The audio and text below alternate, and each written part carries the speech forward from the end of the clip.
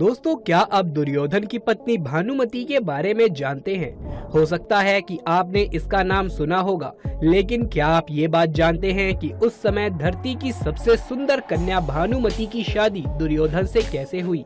आपको जानकर हैरानी होगी कि ये जबरदस्ती की शादी थी, लेकिन ये सब हुआ कैसे, जानेंगे आप इस वीडियो में। और साथ ही हम ये भी जानेंगे कि दुर्योधन की मृत्यु के बाद भानुमति का हुआ क्या, और दुनिया में आज भी ये कहावत मशहूर क्यों है कि कहीं की ईंट कहीं का रोड़ा, भानुमति ने कुनबा जोड़ा। इस मशहूर कहावत के पीछे की कहानी क्या है, जानेंगे इस वीडियो में। तो वीडियो को शुरू से अंत तक जरूर पूरा देखिएगा। साथ ही दोस्तों, चैनल पर नए हैं तो इसे सब्सक्राइब करके पास वाले बेल आइकन को भी दबा लें, जिससे आगे भी आपको ऐसी इंटरेस्टिंग वीडियोस देखने को मिलती रहे। दोस्तों, कौरवों और पांडवों के अलावा भी महाभारत में कई ऐसे पात्र हैं जो आज भी पूरी दुनिया में काफी मशहूर हैं।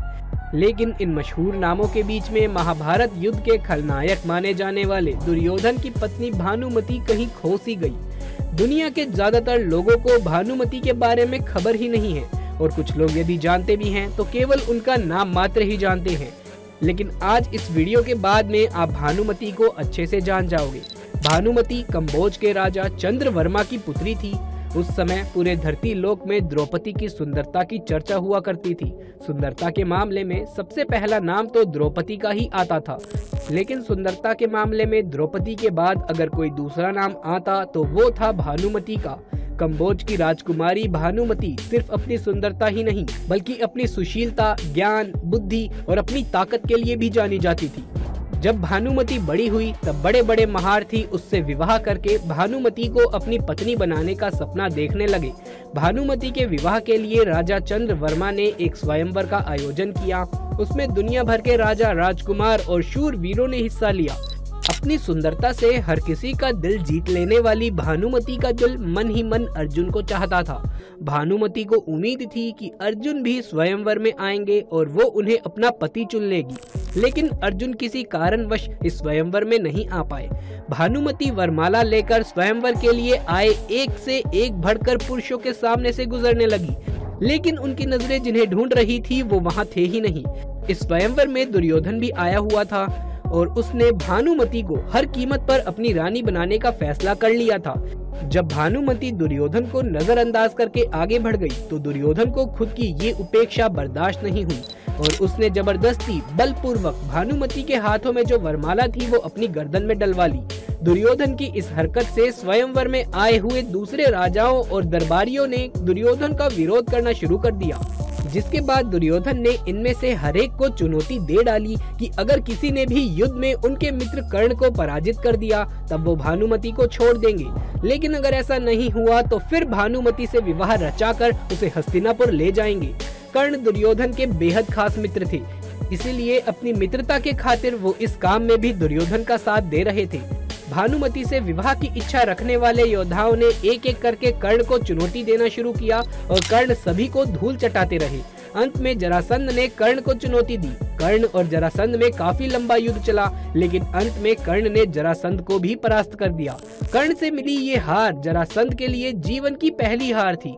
सभी योद्धाओं को हराने की खुशी में अपने मित्र कर्ण को दुर्योधन ने मालिनी राज्य उपहार स्वरूप दे दिया। अब दुर्योधन का विरोध करने वाला कोई भी बचा नहीं था, जिसके बाद दुर्योधन भानुमति को लेकर हस्तिनापुर आ गया। दुर्योधन की इस हरकत से राजा चंद्रवर्मा अत्यंत दुखी हुए और भानुमति भी इस पूरी घटनाक्रम से बेहद ही दुखी थी। हस्तिनापुर आने के बाद दुर्योधन ने भानुमति से विवाह रचा लिया। भानुमति अपने साथ अपनी एक अत्यंत सुंदर सहेली को भी लेकर आई थी।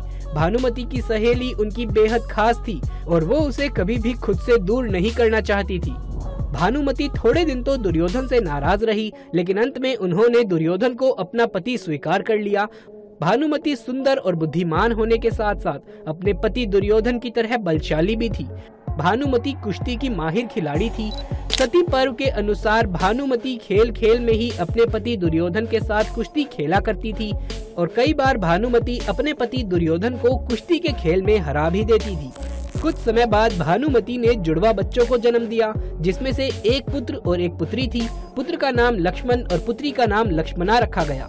एक राजकुमार और राजकुमारी की तरह दोनों की परवरिश हुई और जब ये दोनों बड़े हुए तब सांसारिक नियमानुसार दुर्योधन ने भी इन दोनों के विवाह के बारे में सोचना शुरू कर दिया। अपनी माता भानुमति की तरह लक्ष्मणा भी अति सुंदर, सुशील और बुद्धिमान थी, जिसकी चर्चा चारों ओर होती थी। दुर्योधन कर्ण के साथ अपनी पक्की मित्रता को रिश्तेदारी में बदलना चाहता था, इसीलिए उसने अपनी पुत्री लक्ष्मणा का विवाह कर्ण के पुत्र विश्वसेन से तय कर दिया था। लक्ष्मणा और विश्वसेन भी मन ही मन एक दूसरे को चाहते थे, लेकिन कुरु वंश की गरिमा बनाए रखने के लिए दुर्योधन ने लक्ष्मणा के लिए स्वयंवर का आयोजन किया। इस स्वयंवर के लिए दूर दूर से क्षत्रियों को बुलाया गया, लेकिन स्वयंवर से पहले ही दुर्योधन ये तय कर चुका था कि लक्ष्मणा विश्वसेन को ही अपना पति चुनेगी। सभी की खुशी भी इसी में थी। ये स्वयंवर बस दुनिया को दिखाने के लिए हो रहा था। वास्तव में विश्वसेन के रूप में लक्ष्मणा पहले ही अपना पति चुन चुकी थी। इस स्वयंवर में श्री कृष्ण के पुत्र साम भी आए हुए थे। लक्ष्मणा की सुंदरता के चर्चे सुनकर साम उस पर मोहित हो गए थे और उससे विवाह करना चाहते थे। लेकिन इस स्वयंवर में तो पहले से ही ये तय था कि लक्ष्मणा विश्वसेन को अपना पति चुनेगी, तो वो वरमाला लेकर सभी के सामने से गुजरने लगी। लेकिन जब वो साम की उपेक्षा करके आगे बढ़ी, तब साम को ये उपेक्षा बर्दाश्त नहीं हुई। यहाँ दुर्योधन की बेटी के साथ ठीक वैसा ही होना था जैसा कभी उसने भानुमति के साथ किया था। साम की इस हरकत से दुर्योधन क्रोधित हो उठा और उसने गुस्से में साम को बंदी बनाकर कारागार में डाल दिया। साम के बंदी बनाए जाने की खबर जब कृष्ण के बड़े भाई बलराम जी को लगी, तब वो गुस्से में आग बबूला हो गए और उन्होंने दुर्योधन से इसका बदला लेने का फैसला किया। दुर्योधन पर प्रहार करने के लिए बलराम जी उसके पास आने लगे, लेकिन यहाँ दुर्योधन बलराम से युद्ध नहीं चाहता था, इसीलिए उसने अपनी कृष्ण भक्त पत्नी भानुमति से इस समस्या का समाधान निकालने का आग्रह किया।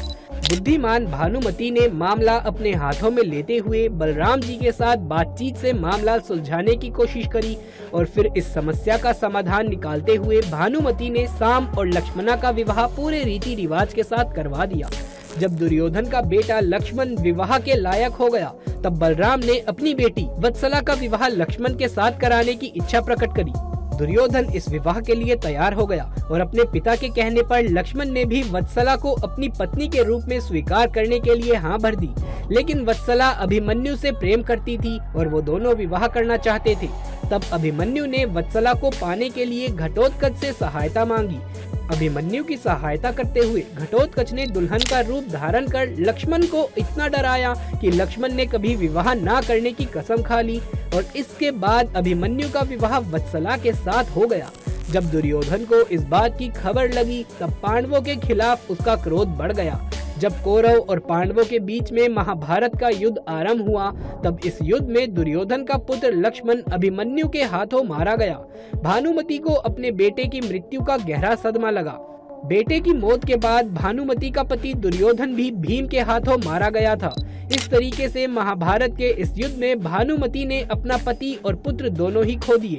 महाभारत युद्ध की समाप्ति के बाद जनजीवन सामान्य होने लगा था और फिर भानुमति ने कुछ ऐसा किया जिससे इतिहास में उसका नाम हमेशा के लिए अमर हो गया। महाभारत युद्ध में दोनों पक्षों को भारी नुकसान झेलना पड़ा था, जिसका आभास दोनों पक्षों को था और अब ये दोनों ही पक्ष दुश्मनी खत्म करके मित्रता शुरू करना चाहते थे। उस समय ऐसी प्रथा थी कि यदि दो पक्ष के बीच में विवाह हो जाए तो फिर दोनों के बीच की दुश्मनी हमेशा के लिए खत्म हो जाती है। भानुमति ने इस दुश्मनी को खत्म करने के लिए अर्जुन से विवाह करने का फैसला किया।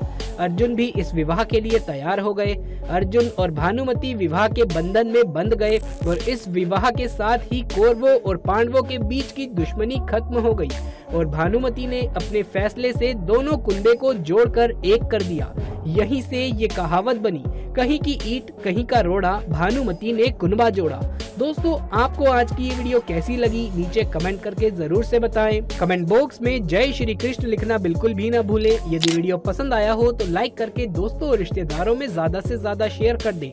आगे भी ऐसे वीडियोस लगातार देखते रहने के लिए चैनल को सब्सक्राइब करके पास वाले बेल आइकन को भी दबा लीजिए। जल्द मुलाकात होगी आपसे किसी अगली वीडियो में। तब तक के लिए आप सभी का